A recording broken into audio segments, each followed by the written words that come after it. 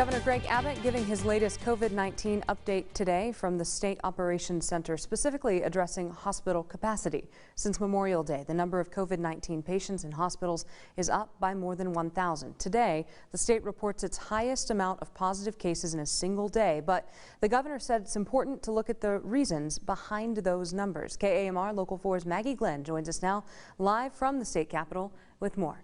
Maggie, what's the latest? Jackie, the latest report from the state lists more than 2,500 COVID-19 patients currently in hospital beds around the state, but the governor says there are still plenty more available.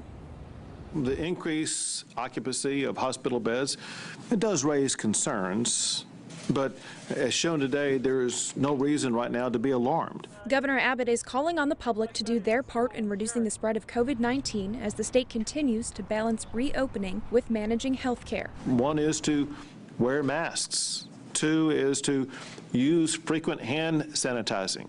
And three is to maintain these safe distancing practices. He said the recent spike in positive cases can partially be attributed to testing in prisons and nursing homes. Now that we have gotten through most of those types of congregate settings, there is reason to believe that those testing positive, the number of those testing positive, should begin to decline. But also says people in their 20s have let their guard down. There are certain counties where a majority of the people who are tested positive in that county are under the age of 30. He said state alcohol regulators are issuing a warning to bars and restaurants across the state. If there are any violations, then there will be a 30-day suspension of their liquor license. State health leaders said despite the recent increase in hospitalizations, Texas is still at the lowest level of its surge capacity plan, level 5, and the state is calling hospitals in different regions on a weekly basis. How are you doing your ICU capacity?